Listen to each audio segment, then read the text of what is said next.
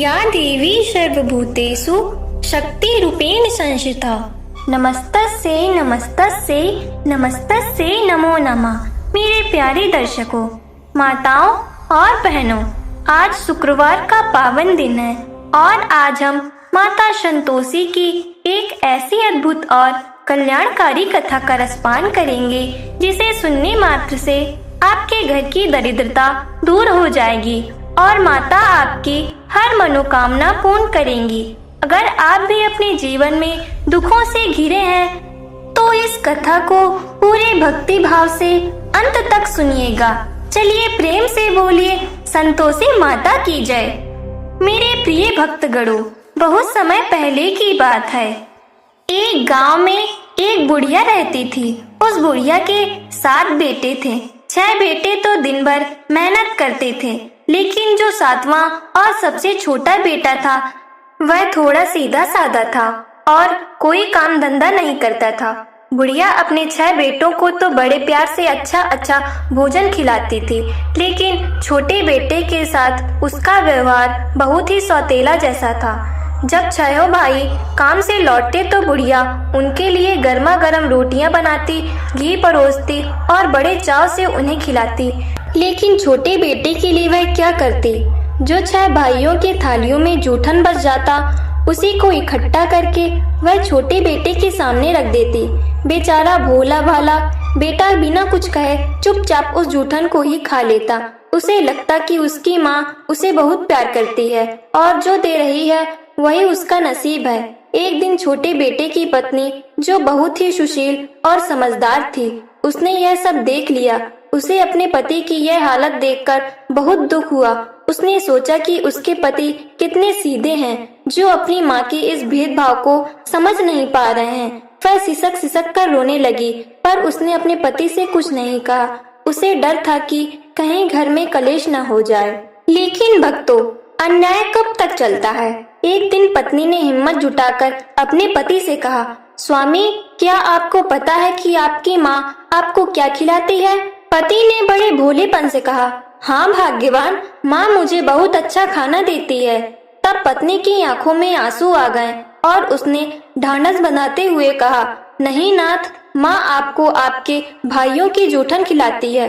अगर विश्वास न हो तो कल जब आपके भाई खाना खाने बैठे तो आप छुपकर देख लेना। पति को पहले तो विश्वास नहीं हुआ, पर अगले दिन उसने छुपकर देखा कि माँ सच में भाइयों की थाली की बची हुई रोटियां और सब्जी उसके कटोरे में डाल रही है। यह देखकर उसका दिल टूट गया। उसे समझ आ गया कि इस घर में उसकी कोई इज्जत नहीं है। मेरे प्यारे दर्शकों, अगर आपको यह कथा अच्छी लग रही है और आप चाहते हैं कि माता संतोषी की कृपा आप पर बनी रहे तो इस वीडियो को अभी लाइक कर दें और हमारे चैनल शीतल साधना को सब्सक्राइब जरूर करें, ताकि ऐसी ही भक्तिमय कथाएं आपको मिलती रहें। दुखी मन से वह बेटा घर छोड़कर निकल गया। उसने सोचा कि वह बाजार जाकर मेहनत करेगा और खुद का नाम कमाएगा। चलते चलते वह एक दूसरे देश में पहुंचा और वहां एक बड़े सेठ के यहाँ काम मांगने लगा। सेठ ने उसकी ईमानदारी देखकर उसे नौकरी पर रख लिया। देखते ही देखते वह अपनी मेहनत से सेठ का मुख्य मुनीम बन गया। उधर घर पर उसकी पत्नी पर दुखों का पहाड़ टूट पड़ा। सास और जेठानियां उसे दिन भर ताने मारती, उससे चक्की पिसवाती और खाने को सिर्फ सूखा टुकड़ा देती। वह बेचारी हर शुक्रवार को भूखी रहती और जंगल से लकड़ियां बीनकर अपना गुजारा करती। एक दिन जंगल में लकड़ियां चुनते समय उसने देखा कि बहुत सी स्त्रियां सुंदर वस्त्र पहनकर किसी माता की पूजा कर रही हैं। उसने उत्सुकता से पूछा, माताओं, आप यह कौन सा व्रत कर रही हैं और इसका क्या फल है? उन स्त्रियों ने बड़े प्रेम से कहा, पुत्री, यह संतोषी माता का व्रत है। इसे करने से दरिद्रता दूर होती है, बिछड़े हुए अपने मिल जाते हैं और घर में सुख शांति आती है। बस फिर क्या था, उस दुखियारी के मन में आशा की एक किरण जागी।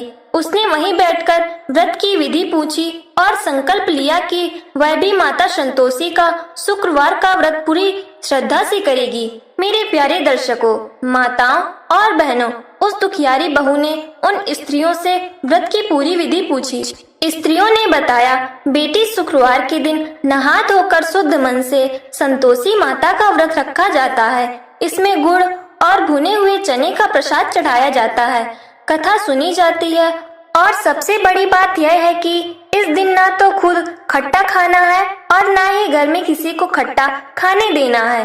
बहू ने यह बात गांठ बांध ली। उसके पास पैसे तो थे नहीं, तो उसने अपनी लकड़ियां बेचकर जो थोड़े बहुत पैसे मिले उनसे गुड़ और चने खरीदे।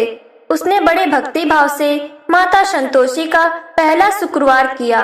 जैसे ही उसने पहला व्रत पूरा किया, उसके जीवन में चमत्कार होने शुरू हो गए। जो पति उसे भूल चुका था, अचानक उसे अपनी पत्नी की याद सताने लगी। सेठ के यहाँ काम करते हुए उसे अपनी पत्नी का चेहरा रह रहकर याद आने लगा। उसने सोचा, मेरी पत्नी घर पर न जाने किस हाल में होगी, माँ और भाई उसके साथ कैसा व्यवहार कर रहे होंगे। उसने तुरंत अपनी जमा पूंजी संभाली और घर की ओर प्रस्थान किया। उधर बहू हर शुक्रवार को नियम से व्रत करती रही। उसकी श्रद्धा इतनी पक्की थी कि वह चक्की पीसते समय भी मन ही मन माता संतोषी का ध्यान करती और सिसक सिसक कर रोते हुए कहती, हे माँ, मेरे स्वामी को सकुशल वापस ले आओ। भक्तों, माता तो ममता की मूरत हैं। वे अपने भक्तों का दुख कैसे देख सकती हैं। एक दिन जब बहू जंगल में लकड़ियां चुन रही थी, तो उसे दूर से घोड़े पर सवार एक राजकुमार जैसा व्यक्ति आता दिखा। जब वह पास आया तो वह कोई और नहीं, उसका अपना पति था। पति ने उसे गले से लगा लिया और उसकी आंखों के आंसू पोंछते हुए उसे ढांढस बंधाया। उसने कहा, प्रिय, अब तुम्हें दुख सहने की जरूरत नहीं है। मैं बहुत सारा धन कमा कर लाया हूँ। जब वे दोनों घर पहुँचे तो सास और जिठानियों की आंखें फटी की फटी रह गईं। बहू ने मन ही मन माता संतोषी का आभार व्यक्त किया कि माँ ने उसकी पुकार सुन ली है। लेकिन मेरे प्यारे दर्शकों, अभी परीक्षा बाकी थी। बहू ने सोचा कि यह माता का उद्यापन बड़े धूमधाम से करेगी। उसने अपने जेठ के लड़कों को भोजन पर बुलाया, लेकिन जेठानियों के मन में तो ईर्ष्या की आग जल रही थी।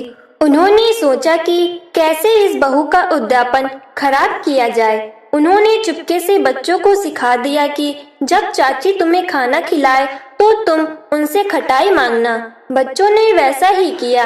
जैसे ही वे खाना खाने बैठे, वे खट्टे की जिद करने लगे। बहू ने उन्हें समझाया, पर वे नहीं माने। अंत में जेठानियों ने चुपके से बच्चों को इमली दे दी। खट्टा खाते ही माता संतोषी क्रोधित हो गईं और राजा के सिपाही उसके पति को पकड़ कर ले गए। बहू का सारा सुख एक पल में छिन गया। वह बेचारी जमीन पर गिरकर दहाड़े मार मार कर रोने लगी। उसे समझ नहीं आ रहा था कि आखिर उससे क्या भूल हो गई है।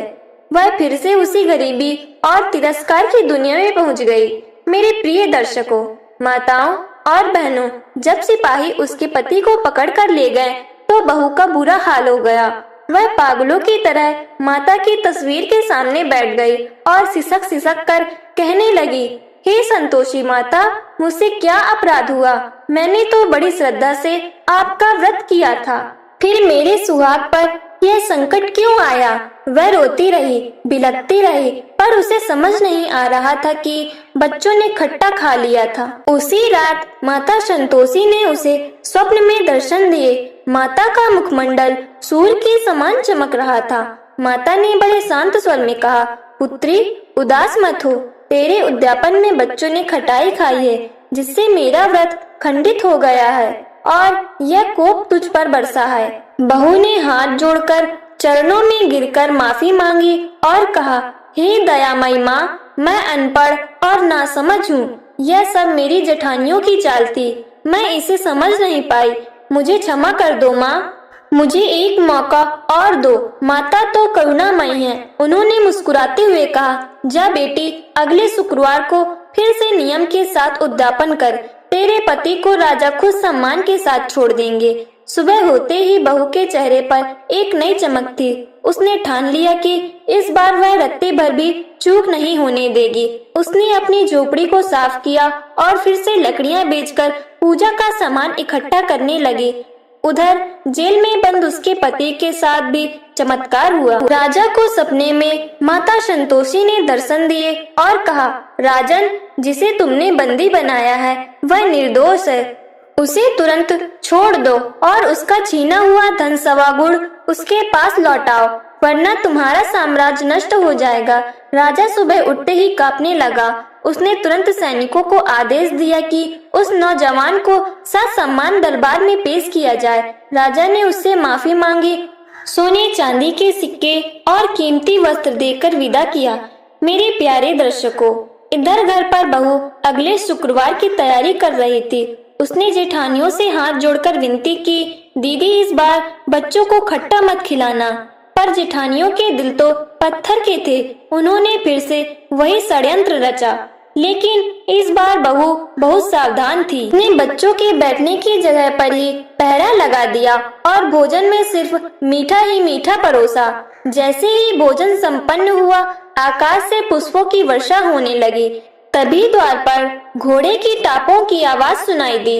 बहू दौड़कर बाहर गई तो देखा कि उसका पति शान से घर लौट आया है। दोनों एक दूसरे को देखकर रोने लगे, पर इस बार ये आंसू दुख के नहीं सुख के थे। माता संतोषी की जय जयकार पूरे गांव में होने लगी। प्रिय दर्शकों, माताओं और बहनों, जब गांव वालों ने देखा कि वह सीधा साधा लड़का जिसे घर से धक्के मारकर निकाल दिया गया था, आज इतना धनवान होकर लौटा है, तो सबकी आंखें फटी की फटी रह गई।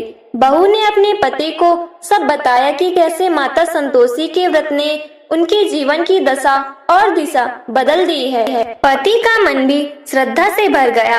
उसने अपनी पत्नी से कहा, प्रिय, तुम्हारी भक्ति और सब्र ने ही आज मुझे जीवित और संपन्न बनाया है। अब वह घर खुशियों से चहक उठा था। बहू ने एक बहुत सुंदर और भव्य मंदिर अपने घर के आंगन में बनवाया और वहाँ माता संतोषी की प्रतिमा स्थापित की।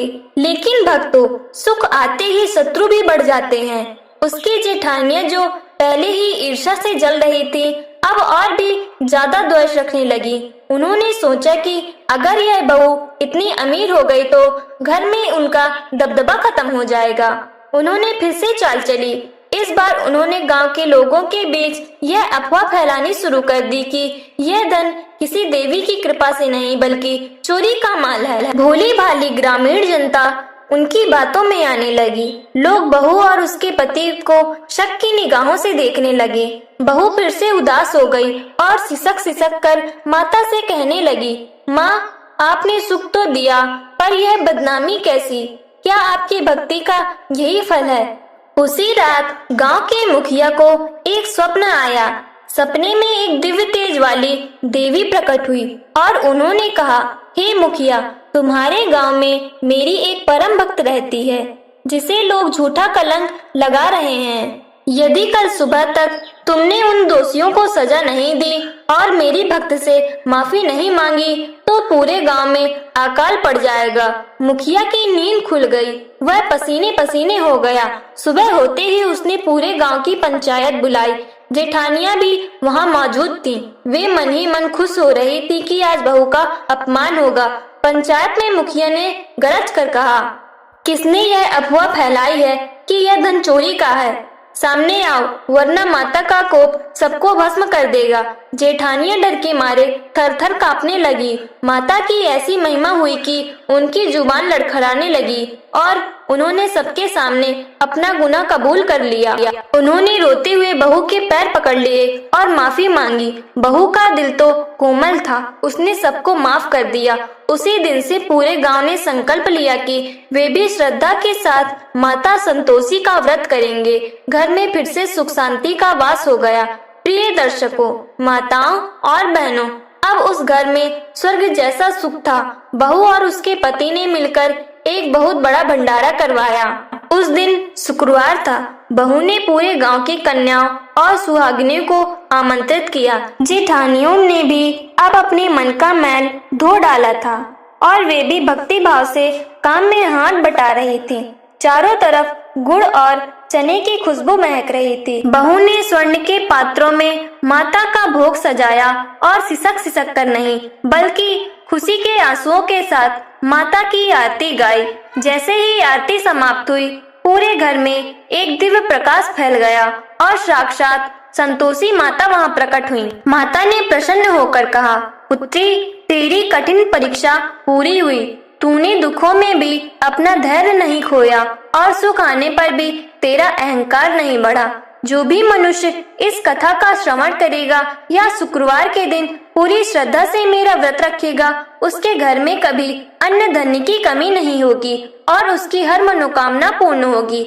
माता के इतना कहते ही वहां मौजूद सभी ग्रामीणों के दुख दर्द दूर हो गए, बीमार ठीक हो गए और निर्धनों की झोलियां भर गईं। बहू का पति अब एक बहुत बड़ा और नेक व्यापारी बन गया था, जो अपनी कमाई का एक बड़ा हिस्सा गरीबों की सेवा में लगाता था। समय बीतता गया और अंत में वह दंपत्ति सुखपूर्वक अपना जीवन व्यतीत कर माता के चरणों में विलीन हो गए। जो भी व्यक्ति इस पवित्र कथा को सुनता है, माता संतोषी उसके जीवन से खटास मिटाकर मधुरता भर देती हैं। मेरे प्यारे भक्तों, आशा है कि आपको माता संतोषी की यह महिमापूर्ण कथा पसंद आई होगी। अगर आप चाहते हैं कि माता का आशीर्वाद आप पर बना रहे तो कमेंट में जय संतोषी माता जरूर लिखें। इस वीडियो को लाइक करें और शीतल साधना को सब्सक्राइब करना ना भूलें, ताकि हम धर्म की इस राह पर साथ चलते रहें। माता आप सबका कल्याण करे। तो बड़े भक्ति भाव से बोलिए, संतोषी माता की जय।